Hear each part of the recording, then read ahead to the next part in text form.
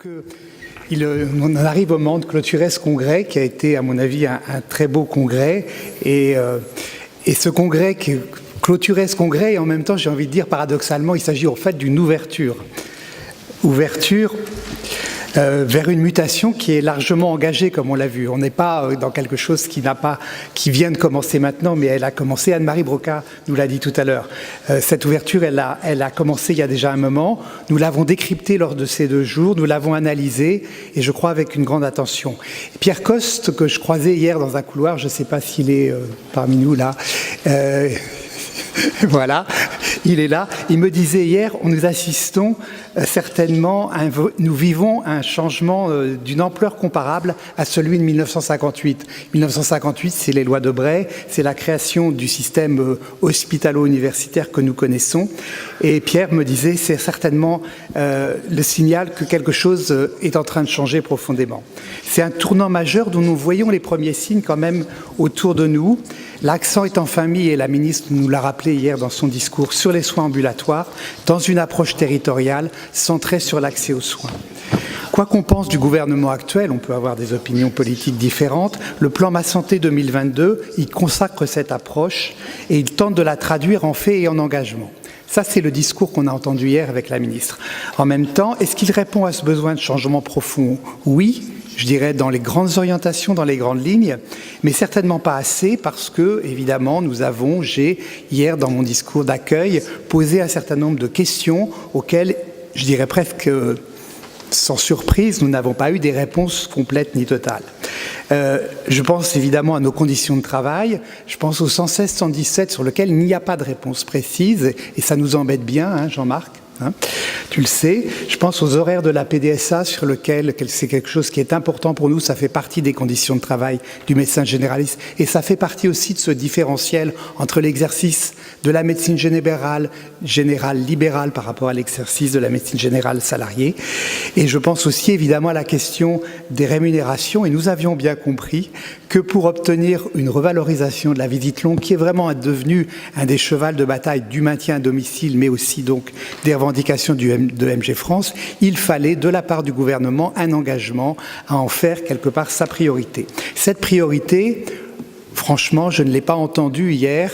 Quand on est allé dans le détail, on y reviendra demain en Assemblée Générale, où nous n'avons pas vu une priorité aussi forte que ça, donc il va falloir aller la chercher, et donc nous n'avons pas fini de devoir nous battre, je vous le dis, et notre programme d'action, il est là, il va se construire encore un peu plus, mais il est déjà assez largement tracé, assez largement fléché.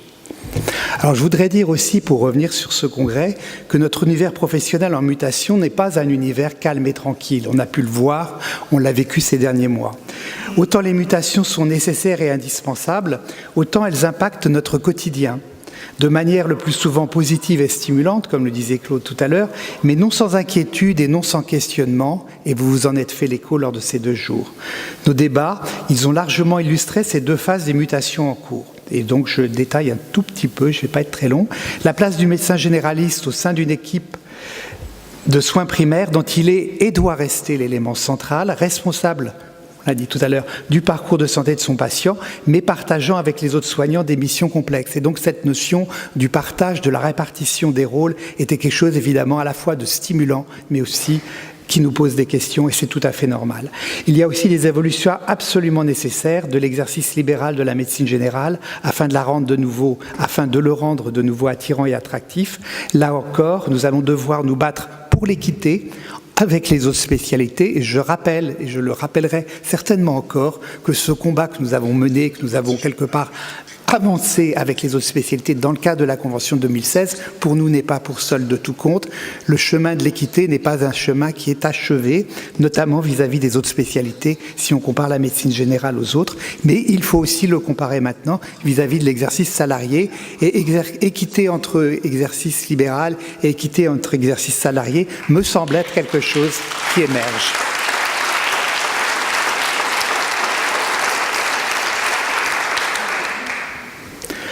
Enfin, pas tout à fait, impact aussi sur notre modèle économique, mise en cause par l'évolution de la demande de soins, et ça on en est tous conscients, avec des actes longs et complexes, et la nécessité de prendre en compte le temps de la coordination et celui de la gestion des parcours de soins. Nous devons donc anticiper les adaptations nécessaires afin de conforter notre modèle pour ne pas subir des changements imposés de l'extérieur. Et là, je pense évidemment aux actes confiés à d'autres professions, sans concertation avec entre professionnels de santé.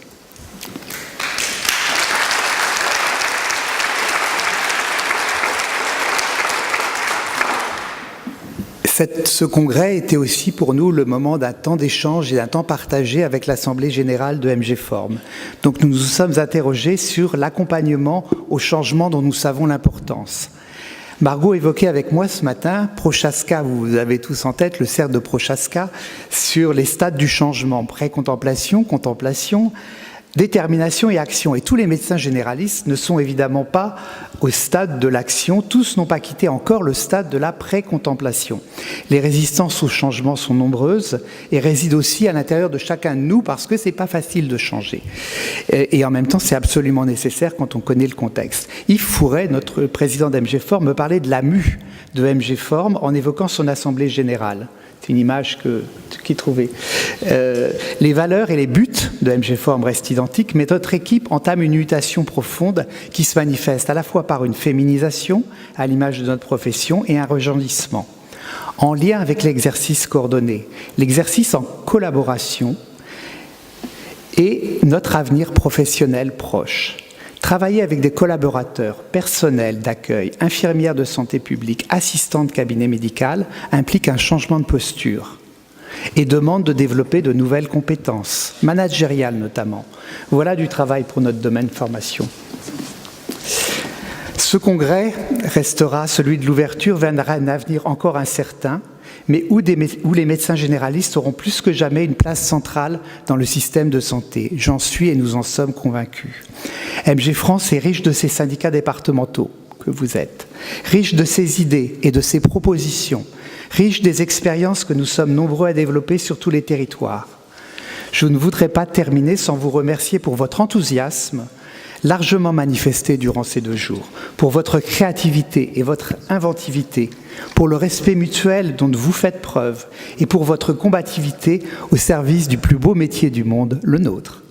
Merci à vous tous.